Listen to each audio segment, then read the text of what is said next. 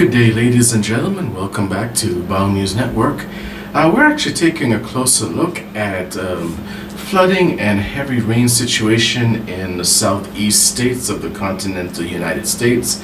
As we reported earlier in the week, we could actually see a cooling off period all across the continental United States, which is pretty interesting because it's actually bringing quite a bit of elevated, accumulated amount of snowfall in the region of northern Colorado as well as Wyoming.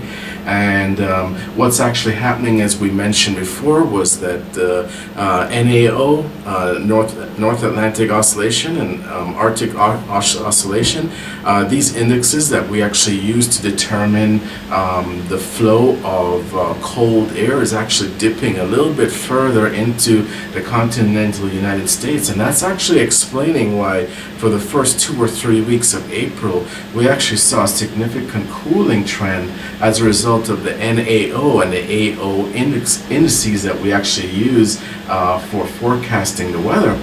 Before we actually get started into this weather forecast, if you're new to Bow News Network, please go ahead and subscribe to our channel. We attempt to bring daily, possibly even twice daily updates depending on the severity of the weather and the different circumstances with the weather across the country. So please go ahead and subscribe to our channel. We do appreciate all of our subscribers, and if you appreciate good weather content, then we hope that we'll be able to provide that to you on a regular basis as needed.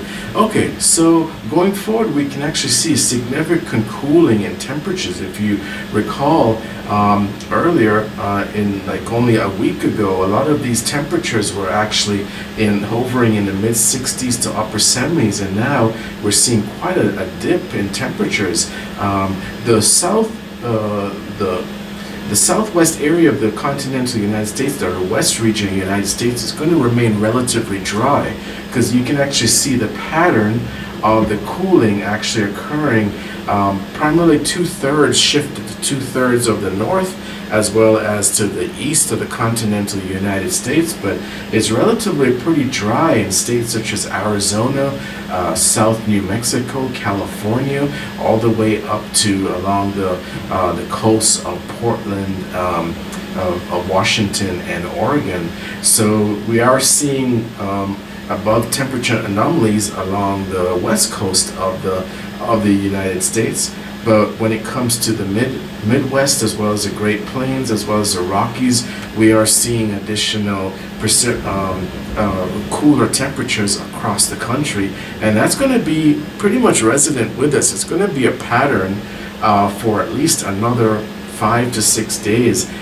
We are going to see, as a result of the warmer surface temperatures of the Gulf of Mexico, that it's going to be additional waves of heavy rain going in along the Gulf Coast, states such as Louisiana, Mississippi, Alabama, northern Florida, central Florida. They have to actually prepare for this weekend because there's going to be heavy rain in the central Florida area, and we're going to discuss this a little bit in deeper detail going forward.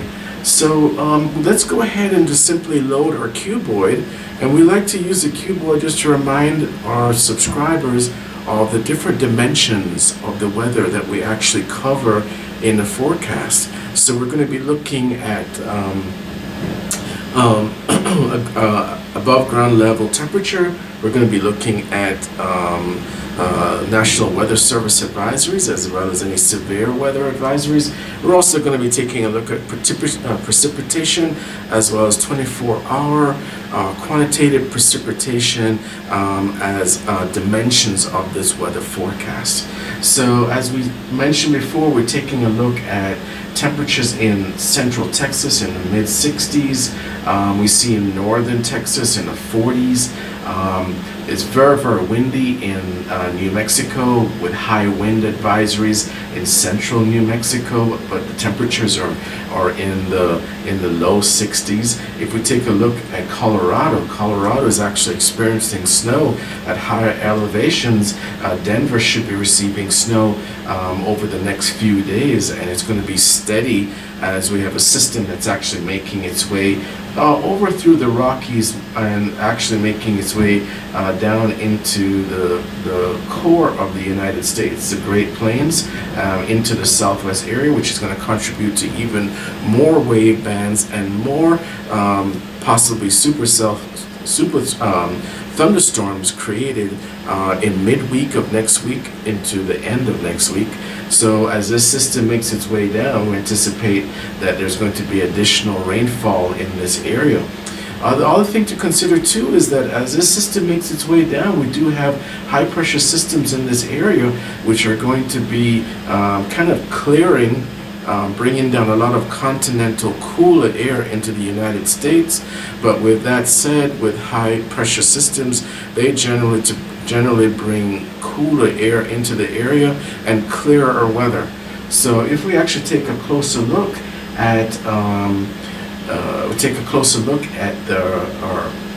National Weather Service advisories, we do see heavy flooding and heavy rain advised for the next 24 to 48 hours in the regions of New Orleans, Louisiana, also for Mississippi, southern Alabama, and Florida. We can actually take a closer look at our GOES infrared scan, and we can actually see these thunderstorm cells actually developing as they make their way going into the weekend. Florida should be advised that they're going to see significant, from central Florida to north Florida, should anticipate significant precipitation, possibly high gusting winds in a range of 20 to 30 knots. There is some bulk sharing, heavy sharing at higher elevations, at the 500 millibar elevation, which is about, let's say, that's about above 5,000 meters. And we're talking about in a range of 15,000 to 18,000 feet. So it's kind of midway in the atmosphere, but there's a lot of, we did see on the forecast that there's a lot of bulk wind sharing at the higher elevations. So we anticipate that there'll be gusting winds with these heavy thunderstorms and severe thunderstorms in the North Florida area to Central Florida. They should anticipate additional saturation, additional increase of precipitation with possibly high gusting winds, and also possible hail also if the conditions are favorable.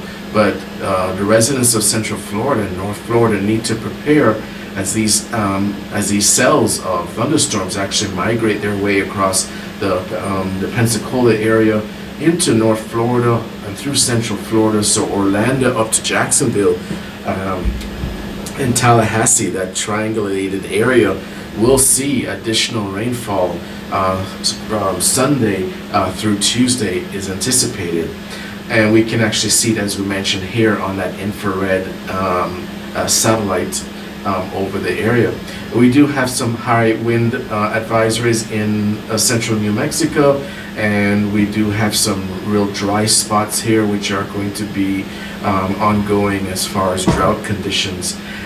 If we take a closer look at our next dimension, we can actually see the marginal threats to the area as far as severe thunderstorm activity.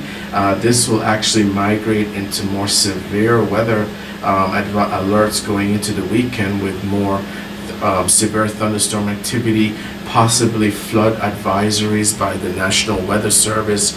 And as the systems, these cells that we actually saw on our previous slide, we can actually see these cells are actually going to be migrating their way into North Florida, and that's actually what we're actually seeing on this weather advisory going forward. So over the next 24 to 48 hours, residents of southern Louisiana, southern Mississippi, Pensacola, and North Florida should be prepared for very, very heavy rainfall. coming their way. If we also take a closer look at a precipitation forecast model, we can actually see the actual remnants of the system.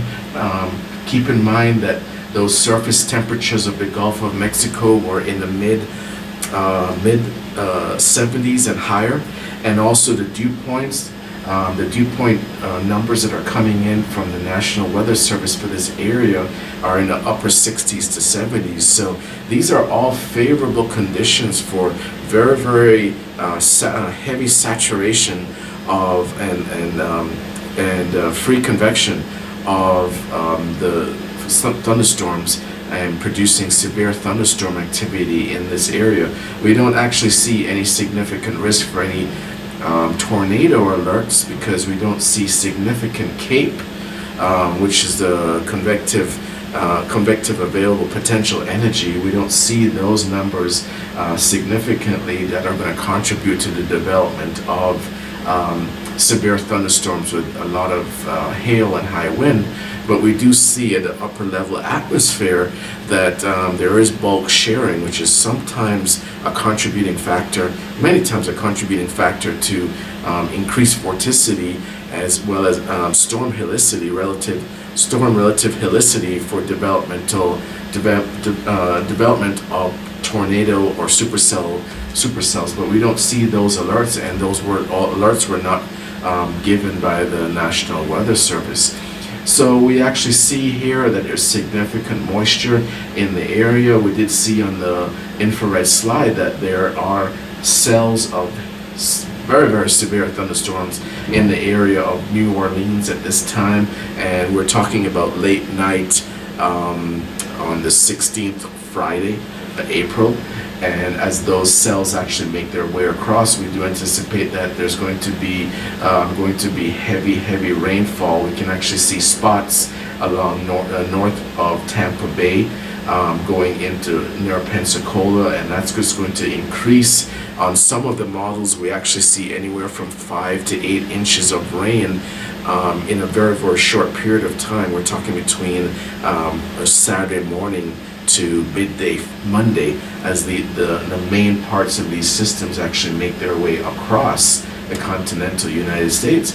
Do keep in mind also that, as we mentioned, we have a high pressure system that's going to be moving, kind of blocking a lot of this weather and pushing it down more into, and with it comes clear continental air, cooler air that will be coming in down from the northern states. So we're going to see additional snowfall at higher elevations. We can actually see on our precipitation model here that we do see that precipitatory mix of rain and snow, more snow at the higher elevations, but we're going to see significant rainfall in the southeast states, and plus the temperature of the Gulf of Mexico is actually increasing. So that's actually significant fuel for cooler air coming down into the Great Plains and southern plain states, and being met with the very warm and moist air of the Gulf. So that's actually what we're taking a look at this time.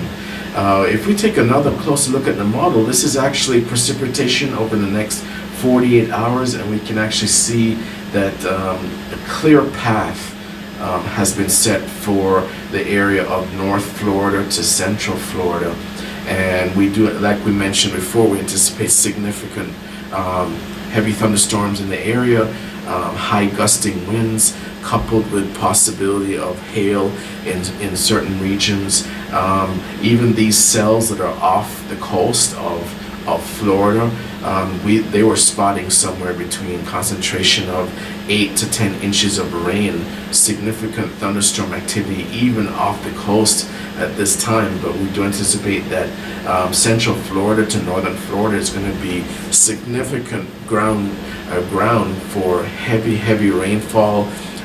Flooding risk is evident simply because previous days they are actually recovering from very, very heavy rainfall only a few days ago, and coupled with the forecast for this weekend through Monday, early Tuesday of additional rainfall is going to lead to quite a bit of flooding, most likely flooding advisories in the area of central Florida to northern Florida.